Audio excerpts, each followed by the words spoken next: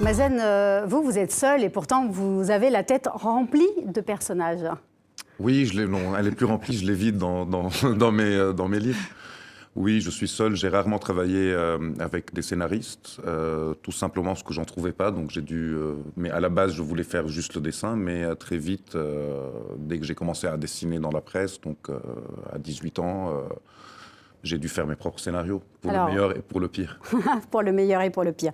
Pour le moment, ce sera le meilleur avec Politique. Donc ça, c'est votre dernier recueil qui vient de paraître ce mois-ci. Alors, la couverture et la 4e de couve donnent tout de suite le ton. Je pense donc, je ne suis plus, qui est sur la couverture. J'ai pensé que c'était peut-être vous. Non, pour l'instant, je suis encore, donc je pense et je suis. Souvent, on me l'a dit, je me suis pas fait étêter encore, donc tout va bien. Mais c'est le bon vieux intellectuel arabe duquel on parlait avant, ou le penseur arabe. Il y a un grand clin d'œil à Samir Kassir, qui est donc un journaliste et quasiment un mentor pour moi, avec qui j'ai commencé à travailler dans les années 90, au milieu des années, qui a été assassiné en 2005. Et c'est là où j'ai sorti pour la première fois ce dessin, dans une sorte de pamphlet qui est resté plutôt confidentiel. Enfin, pas confidentiel, on en a imprimé 10 000 qui ont été distribués dans la rue, mais il n'est jamais sorti officiellement.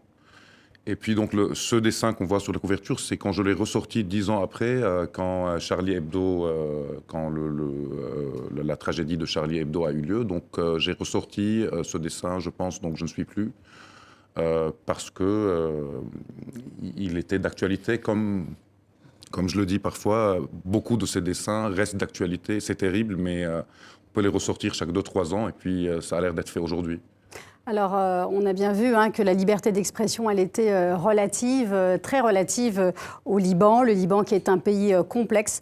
Et il n'y a qu'à voir un autre dessin sur cette liberté d'expression qui est possible au Liban, sauf quand il s'agit de l'État, de Dieu, du prophète, de Jésus, des martyrs, des miracles.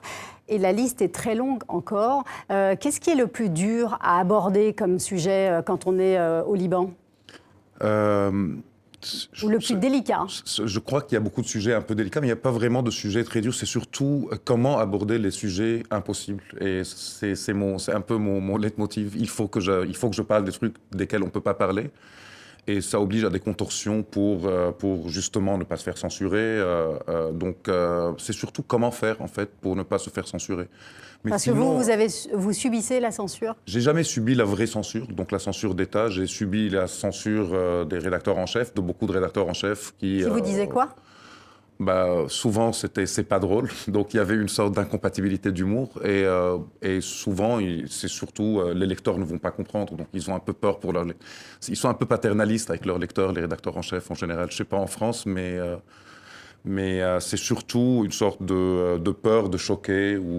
Et donc, j'ai jamais été censuré officiellement au Liban. Alors vous rêvez aussi d'avoir un dictateur pour avoir une bonne révolution, comme il y en a eu en Libye, en Tunisie, en Égypte. Et il y a ce dessin très drôle qui dit « Et si nous aussi, on pouvait avoir un dictateur pour qu'enfin on puisse unifier ce peuple libanais ?»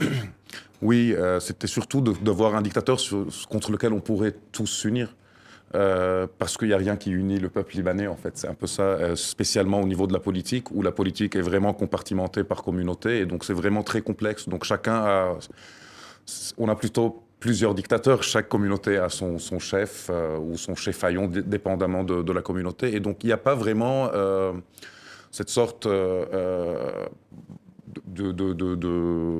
je sais pas, quelque chose qui unirait tout le monde. On le dit souvent, si les chrétiens ont faim, les musulmans n'ont plus faim, ou les chiites, s'ils sont pas contents de leur boulot, les chrétiens sont contents. Du coup, donc on est toujours dans une sorte de communautarisme, même dans les choses les plus petites. Je voulais vous poser la question déjà en vous présentant. Vous êtes pessimiste, désabusé, comme certains de vos intellectuels qui ont, comme vous, décidé de vivre hors du pays. Oui, moi, j'ai pas vraiment décidé. Enfin, si, maintenant, je vis à Berlin depuis 3 ans, mais je m'arrangeais bien du fait que je vais vivre toute ma vie au Liban. J'ai jamais pensé quitter. C'est juste qu'en grand, je voulais toujours quitter quand j'étais plus petit, aller vivre dans un endroit où les gens étaient mieux, etc. Et puis, comme j'ai voyagé beaucoup, j'ai trouvé que c'est un peu la même merde, si j'ose dire, partout. Donc, je me suis dit, autant rester dans celle à laquelle on est habitué plutôt que d'en changer. Mais après, c'est un concours de circonstances, surtout. Il y a 3 ans, j'ai eu une résidence d'artiste à Berlin, tout frais payé. Et puis, je suis parti avec ma famille et on s'est installé. Au bout d'un an, on a décidé de rester.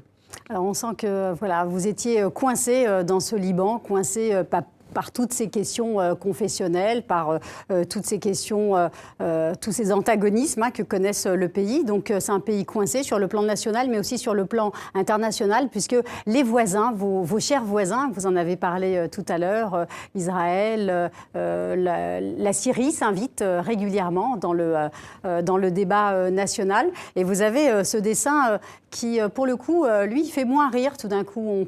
Voilà, c'est un peu votre recueil, on passe du rire à tout d'un coup, on est un peu interloqué se demandant quelle réaction on doit avoir.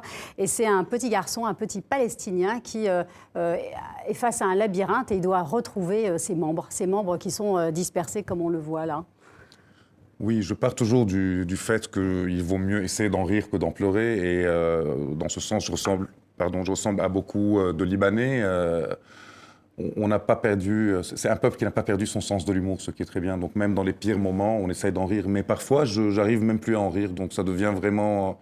Bon, parfois c'est un rire grinçant et parfois ce n'est plus du tout un rire. Donc j'essaye de faire... le garçon a l'air très heureux sur le dessin et j'essaye de faire vraiment comme les jeux qu'on faisait quand on était gosse, mais avec ce sujet très grave, donc, à savoir les massacres perpétrés par Israël à Gaza dans ce cas, ou au Liban, à Beyrouth en 2006.